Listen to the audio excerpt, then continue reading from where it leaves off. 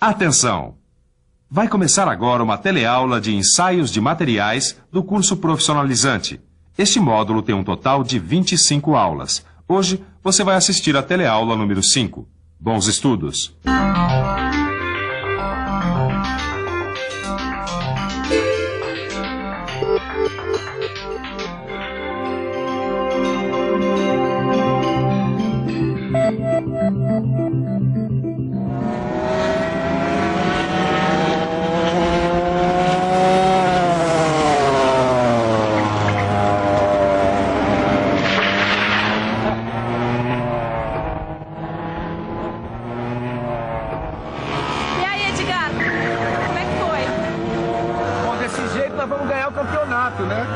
É o que eu sempre digo, Ed. Não adianta nada ter uma máquina poderosa que nem a nossa se o piloto não conseguir tirar dela tudo que ela tem para dar. No ensaio de materiais é a mesma coisa. Não adianta nada uma máquina realizar diversos tipos de ensaios se o profissional não sabe analisar os resultados. É verdade. Só a análise dos resultados indica as principais propriedades que podem ser obtidas no ensaio de tração. Por isso, na teleaula de hoje, você vai ver como são determinadas essas propriedades e qual a sua importância no dia a dia e nas aplicações na área da mecânica. E agora segura firme que a nossa teleaula está começando.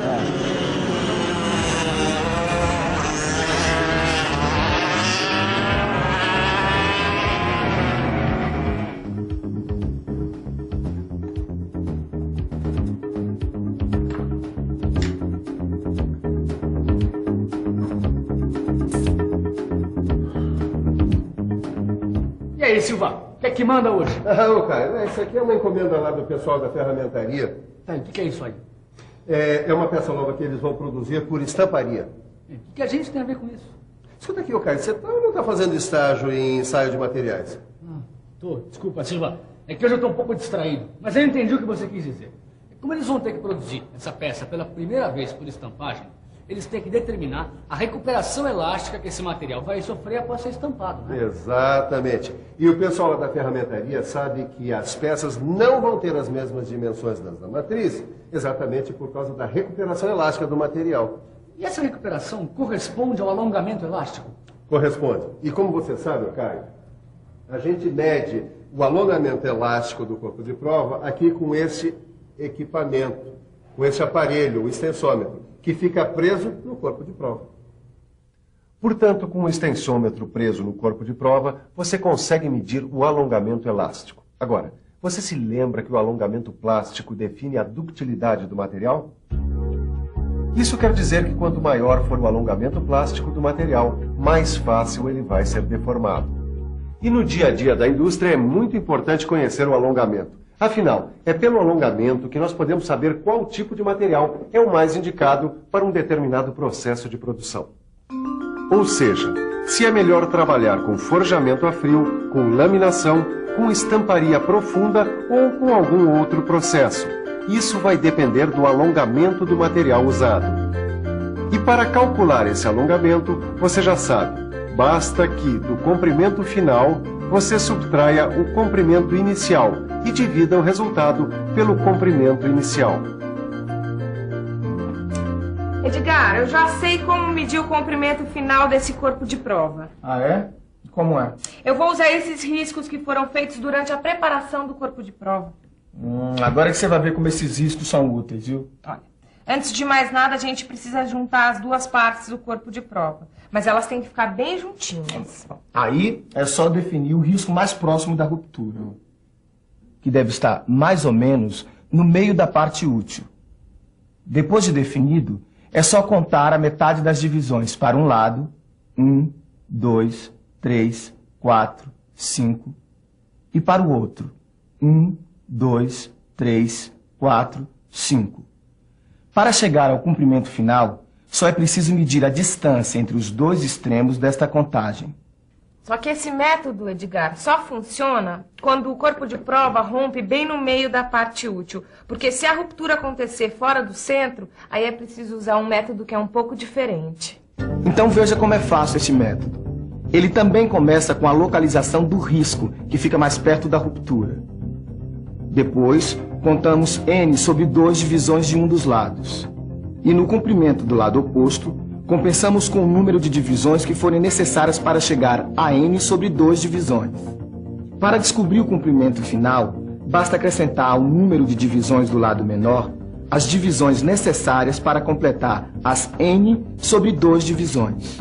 Se o peso no elevador for maior do que o permitido, o limite elástico do cabo de aço que sustenta o elevador pode ser ultrapassado. Aí o problema é que se a solicitação for acima do limite elástico, pode ocorrer uma deformação permanente, que pode levar a um rompimento do cabo.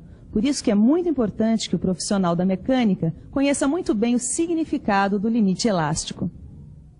Limite elástico significa a máxima tensão a que uma peça pode ser submetida sem sofrer uma deformação permanente. Você sabe como é que se faz para determinar esse valor? A rigor, seria preciso carregar e descarregar várias vezes, aumentando aos poucos a carga até se chegar a uma tensão que determinasse com precisão uma deformação permanente. É claro que isso ia dar um trabalhão enorme. Foi por isso que, sentindo a necessidade de determinar o limite elástico, em 1939, um cientista chamado Johnson bolou uma maneira de determinar o limite elástico aparente, que acabou sendo batizado de limite Johnson. Limite Johnson é igual à tensão na qual a velocidade de deformação é 50% maior do que na origem. Veja como ele é determinado. Antes de mais nada, é preciso traçar uma reta perpendicular ao eixo das tensões fora da região da curva tensão-deformação. Em seguida, é feito o prolongamento da reta da zona elástica, a partir do ponto O, até que ela corte a reta FD no ponto E. Depois, é preciso marcar o ponto D, para que a medida do segmento FD seja igual a 1,5 vezes o segmento FE. Agora é só riscar a reta OD e traçar a reta MM, paralela à reta OD, tangenciando a curva tensão-deformação. Aí está. O limite Johnson é o valor de tensão do ponto tangencial A. Tá aqui, Silva. Já achei o limite Johnson desse corpo de prova. Ah, muito bom. Ô, Caio, você sabe que existe uma alternativa para o limite elástico? Não, qual é? É o limite de escoamento. É que ele também define o começo da deformação permanente. E como é que eu acho o limite de escoamento, então? É só prestar atenção na parada da escala da força durante o ensaio e no patamar produzido aqui por esse gráfico pela própria máquina. Com esse dado é possível calcular o limite de escoamento do material. Só que vários metais não possuem escoamento, Até mesmo as ligas que possuem escoamento muitas vezes não dá para observar. Por que, Edgar? Porque elas acontecem muito rápido e às vezes não dá para perceber quando eles acontecem. Por isso que ficou convencionado existir alguns valores para determinar o limite de escoamento. E quais são esses valores? Bom, ficou convencionado representar esses valores pela letra N, que corresponde ao alongamento percentual. Agora veja quais são os valores de uso mais frequentes. O N vale 0,2% para metais e ligas metálicas em geral. E vale 0,1% para aços ou ligas não ferrosas mais duras. E vale 0,01% para aços mola. Para encontrar no gráfico o limite de escoamento desses materiais que o Edgar falou, você só precisa traçar uma linha paralela ao trecho reto do diagrama tensão-deformação, partindo do ponto N. O ponto de cruzamento é o limite de escoamento. Simples, né? Não é só simples, como também muito útil conhecer o limite de escoamento. Mas esse não é o único valor importante que deve ser conhecido. Para o seu melhor desempenho, o profissional que trabalha com ensaio de materiais deve também conhecer a tensão no limite de resistência. Esse valor é muito usado para a especificação dos materiais nas normas, já que é o único resultado preciso que pode ser conseguido num ensaio de tração. Além disso, esse valor serve como base de cálculo para todas as outras tensões determinadas no ensaio de tração. Veja aqui, por exemplo. Essa chapa de aço 1080 apresenta um limite de resistência de mais ou menos 700 megapascal. Esse valor é usado na hora em que eu encomendo esse tipo de aço. Quer dizer, o fabricante, ao produzir um novo lote, realiza um ensaio, para ter certeza de que o aço possui realmente a resistência do tipo de aço que eu encomendei. Ou seja, a especificação serve para comparar a resistência do aço produzido com o valor referencial da norma. E conhecer o limite de resistência serve também para comparar materiais. Por exemplo, uma chapa de aço 1020 possui 400 megapascal, mais ou menos, de resistência à tração. Quer dizer, essa chapa de aço aqui, 1080, é 300 megapascal maior, já que o seu limite de resistência é de 700 megapascal. Se por um lado esse valor de tensão não serve para dimensionar estruturas, Caio, por outro ele serve como base para o controle de qualidade de ligas como essa. E quais são as dificuldades com a tensão de ruptura, Silva?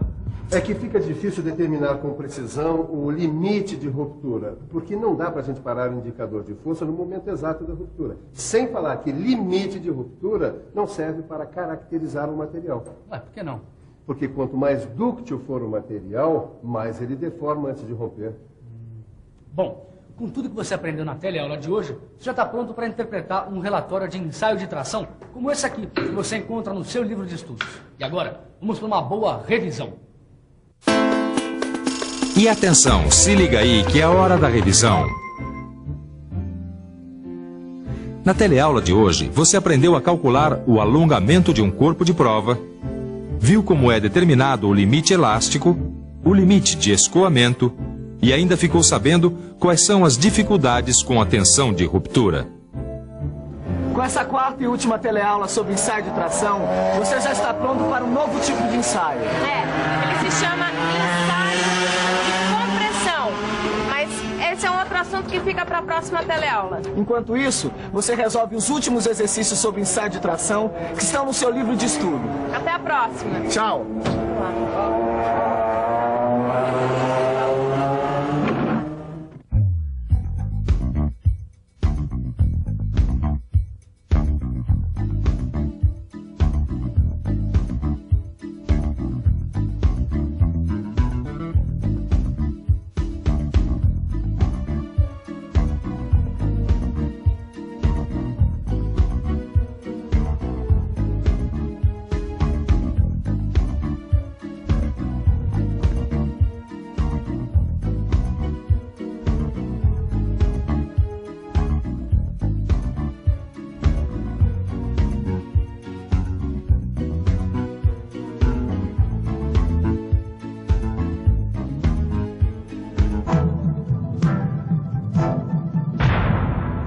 Telecurso 2000, um programa de educação do Sistema Fiesp e da Fundação Roberto Marinho.